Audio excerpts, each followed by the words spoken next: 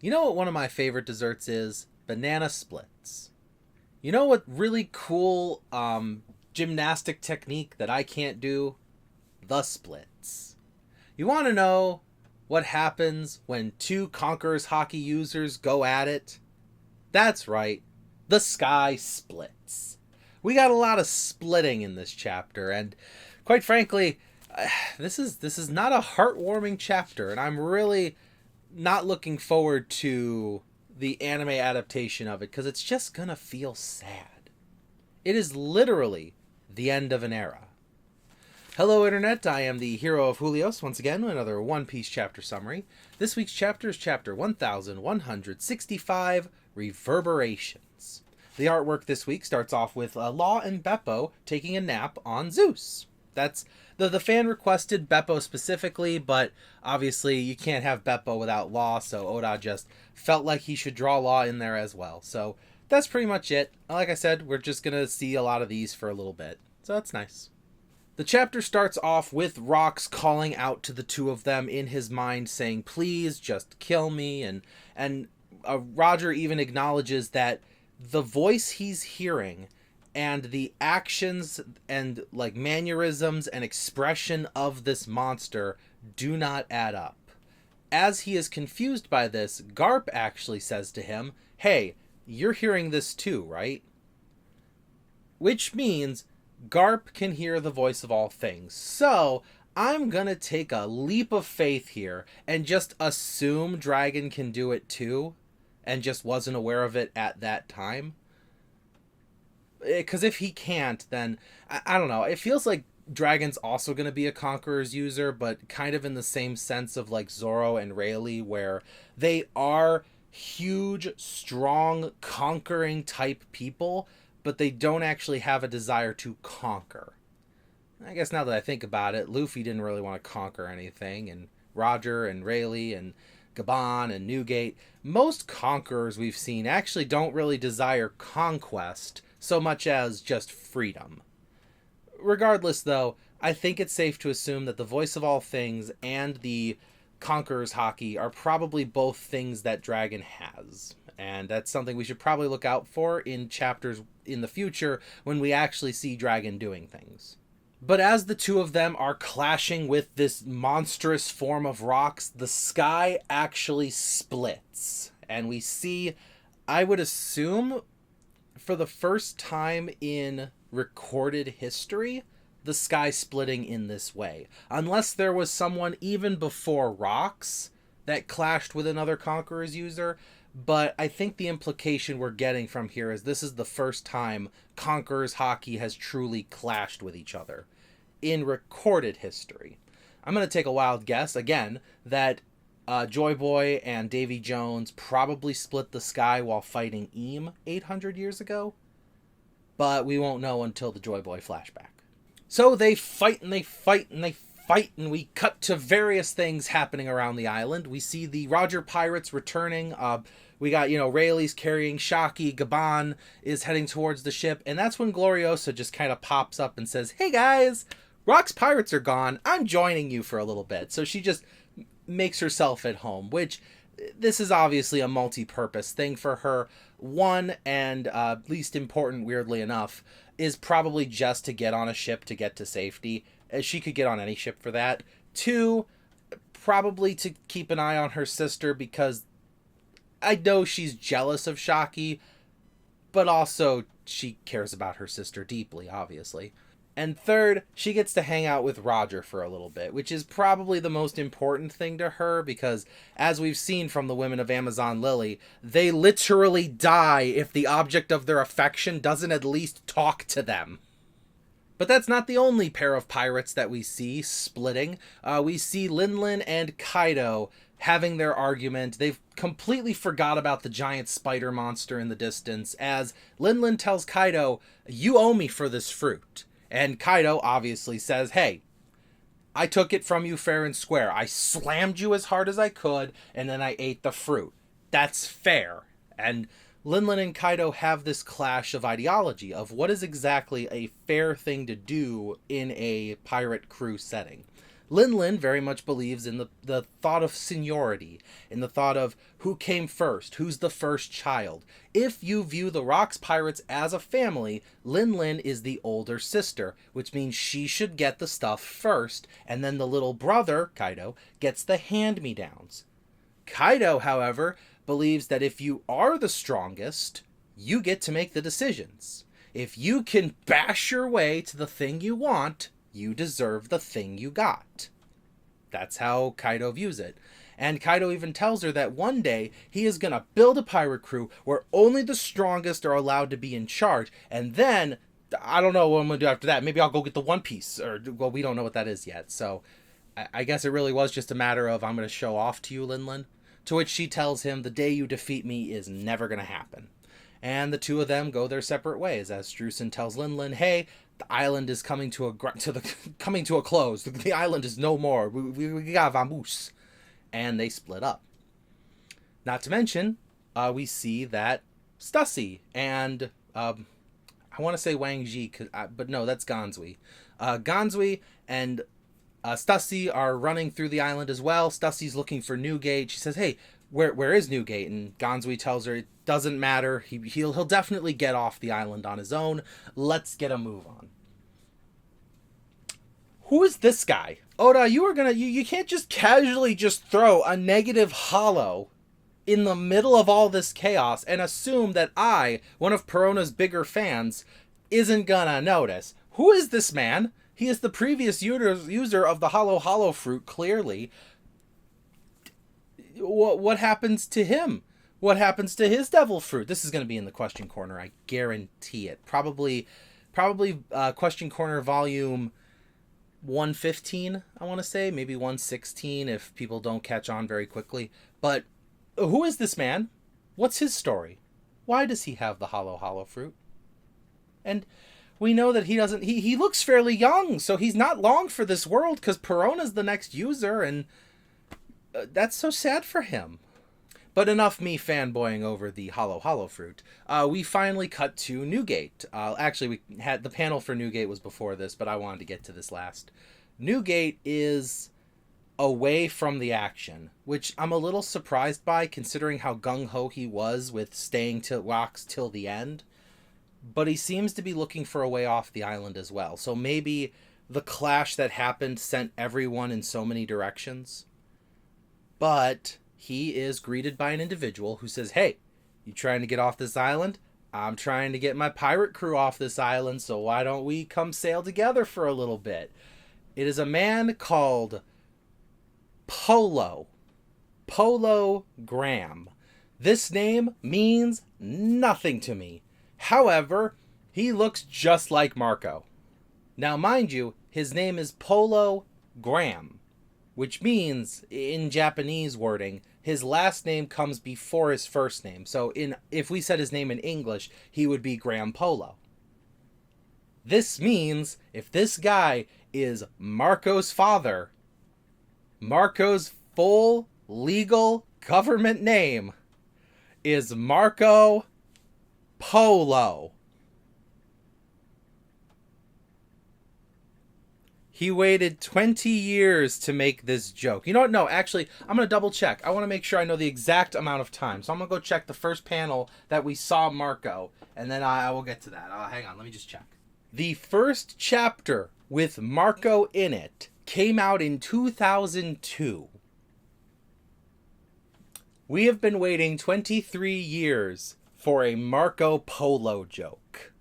This is officially the new record. 23 years, Oda! You waited 23 years to make this joke. It's a new record. My favorite record was the previous holder. I think that was like probably closer to 12, maybe 15 years, give or take, of Gaimon, who we loved. Everybody loves Gaimon. My boy Gaimon sits in the treasure chest, real cool guy. We find out in the 2-year time skip when Oda's doing the From the Decks of the World, and we see that like Johnny and Yosuku got really buff, and Nojiko opened up a tangerine shop, and there's an amusement park on Sky Island celebrating rubber bands, and then we see that Gaimon made a friend. A woman who lives in a barrel, and her name is Sarfunkel. You know, Like the famous band duo Gaimon and Sarfunkel. And that was one of my favorite Oda jokes. I love the jokes that take so long for a payoff. But 23 years for Marco Polo. So, as I'm laughing at the Marco Polo joke, Dragon is doing the opposite of laughing. He is spreading terror as he points a gun to his superior officer, holds him down on the ground, and he says, "What are you doing?" Well, actually, they say, "What are you doing, Dragon?" And he says, "No, what are you doing? We're going to get these people," he points to the slaves, "and we are going to get them on this ship. We're going to save everyone, and then I'll figure it out from there. Right now, I'm just kind of winging it right now, if I'm being honest with you. But for now, I am going to save these people, and you're going to help me." So, needless to say, Dragon's not a Marine anymore. But if Dragon doesn't get out of there soon, he's not going to be in anything anymore. Because on another ship that is already like a few miles out to sea, we see Saturn, still possessed by Lord Emu, standing there calmly. And he says, "That island of God Valley, it never existed." And you hear someone else saying, "Yes, Lord Emu." So, yeah, they don't have the Mother Flame to power this thing, but I'm going to guess God Valley gets the never existed treatment. I don't know if that means Buster Call, or if that means, Uranus gets blasted down onto it. Either way, things aren't looking good. That's when we cut back to the action. The fight is still going on between these three individuals, and the other half of the God Valley comes crashing down. And with that crashing down, if it's not Uranus, if it's not the ancient weapon blasting the island out of existence, and it is just a Buster Call that leaves no stone unturned, I have every reason to believe that God Valley's Thriller Bark. The theories are starting to make more sense now that God Valley is slowly changing to look more like Thriller Bark. Because remember, Thriller Bark was pretty much a wasteland, nothing but debris and broken down castles and a big building that Moria made, where he reworked the center of the island into a shaft for a sail. And yeah, maybe that is what happens here. We don't know where Moria is at the moment, so it's hard to tell, but that's a pretty things are moving in the direction of that. On the note of theories, let's go to Garp, because hey, to everyone out there, for those of you who said Garp is evil, Garp condones the Marines' actions, he's totally okay with the Celestial Dragons being what they are. Yeah, no, he's not. Roger even asks him, "Hey, big giant spider monster," and that was one of the guys at the top. "Did you know about this?" And Garp responds with, "I honestly did not. This is horrible. What is happening to Rox is horrible. The human hunt is horrible. This is just bad. This is terrible, and this needs to change." So as Rox is roaring and stomping around, Roger actually offers to Garp, "If you're going to quit the Marines, maybe now would be a good time to join my crew." And Garp says, "Roger, I can't do that. Because if I leave the Marines, who's going to protect the rank and file?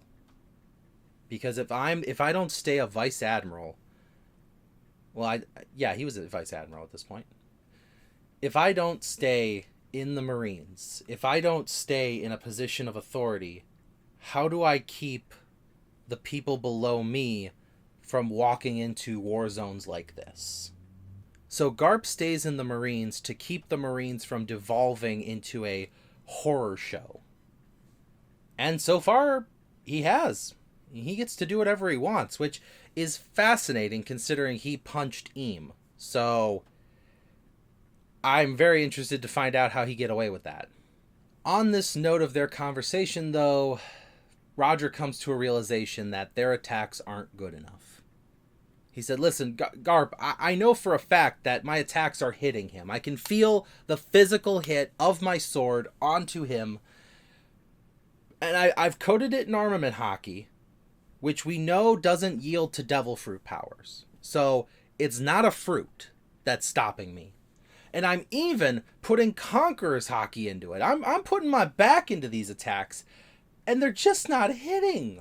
They're just not hurting him. What's up with that? To which Garp looks to him and tells him, Roger, he's got Conqueror's hockey too. You're not that special here. So if you're going with armament hockey, and he's going with armament hockey, and then you're pushing even further with your Conqueror's hockey, wouldn't it make sense that he was defending even further with his own? And the light bulb clicks in Roger's head. We're just not hitting him hard enough. The logical explanation is, if we hit him really hard and he doesn't stay down, then maybe we just have to hit him really, really hard. This is Luffy logic at its finest. Look back to when we saw the King Kong gun, where Rayleigh was telling Luffy, hey, that Gear 4 thing you came up with, brilliant, really working on these monsters. And Luffy said, yeah, but man, Rayleigh, some of these attacks just aren't beating the big scary things on this island. Ruskaina is just too tough. And Rayleigh's like, then maybe you need to get creative. And Luffy goes, I got it. Okay, stop me when I'm wrong here, Rayleigh. But what if I hit them really hard? And Rayleigh says, no, Luffy, you got to hit them with something else. What if I hit them really, really hard and I make my fist even bigger? And to be fair, that hasn't steered him wrong yet. Look at Bajirang Gun when he took out Kaido. He told Momo to move the island because it was in the way of a devastating attack. So the two of them prepare themselves. They steel their nerves. They get their hockey ready because this has to be their last attacks. They have to, because remember, hockey, as we've learned throughout the story, hockey is like a resource that you keep inside of you. Think of it like a fuel tank of willpower. The human will can only go so far. It is undeniable that the human spirit is amazing, but it still has a limit. We may be able to go beyond our limits, but there's still a reasonable finite resource to our limit. That being said, Garp and Roger put everything into their next attacks, and Roger even mentions that it's going to leave them both without any hockey. And Garp says, okay, it's going to take me out, it's going to take you out, it's going to take him out. What do we do after that? And Roger just flat out says, we're just going to have to hope it works out, so let's do this. As they prepare their most powerful attacks, Garp's is called the Infinite... what was it? The Infinite Strike? Let me just double check. So Garp hits rocks with the Infinitum Explosion, which as you look at the panel, you can tell this is very akin to Luffy's Gum Gum Gatling. So, like grandpa, like grandson, punch it. There's no other attack better than a good punch. As for Roger's attack, well, at first, he's kind of teary-eyed as he's preparing the attack, because if you look at Rocks right before the fight, or right before this finishing blow, he is just bawling his eyes out. And Roger even tells him, don't cry, you big idiot, that's gonna make this harder. There is a real legitimate friendship between these two. We were lied to about Rocks, and sadly, history is written by... Well, actually, this time history wasn't even written by the victor. History was written by the guy who ran away on his ship and said the island never existed, this didn't happen. So, sad, but Roger's most powerful attack is called God of Flame, Ace. I know we make a lot of jokes about deadbeat dads in One Piece. We talk about, how, Yasop's never seen Usopp, and, Shanks is... like the collector of deadbeats as he gets them all together. He's the Rat King and all this stuff, and like how we joke how Dragon is a deadbeat dad, that sort of thing. However, due to the way things turned out, Roger never got to meet Ace. Roger never got to take care of Ace. And I think the Roger we're seeing here is the most immature Roger has been. I truly do think Roger would have been a good father to Ace. It just didn't work out that way. But the fact that his most powerful attack is the name he decided to give his child if it was born a boy is really sweet, real good sentiment. But with these two incredibly powerful attacks, we see the end of the battle. I assume the next chapter will be the aftermath. The narrator goes on to tell us that the God Valley incident is an S-level hide it away from the people. Nobody knows about it. The island never happened. The celestial dragons do not hunt people. That is not true. There is no God Valley. The Rocks pirates were defeated here, and Eam doesn't exist. There was no giant spider monster. That was Saint Saturn. The rest of you all took mushrooms and saw him just kind of go, ooh, and you all got scared. That's what happened. It even actually says that there was hazard pay. So to any Marine who survived the God Valley incident, you guys probably are living pretty good lives, actually. But whatever the reason, actually, now that I'm thinking about it, if it was considered an S-class cover-up, then you wouldn't need to cover up an island's existence if you just erased it like you do Leluzia. Huh. Maybe it is. Maybe God Valley is Thriller Bark. Regardless, though, let me know in the comments below what you think is going to happen in the next chapter. I think it's going to be the aftermath. We did see a panel of Scopper and Rayleigh getting off the ship, telling everyone to set sail because we'll go take care of the captain. So we know Garp and Roger survive this event, but we just don't know the how. I think it's a buster call. I think the Roger pirates get away. They probably save Garp's life while they're at it. And Rox is maybe still on God Valley. Or he's on Thriller Bark. Either way, thank you for watching as always, and I will see you in the next video. This is the Hero of Julios, Xing out.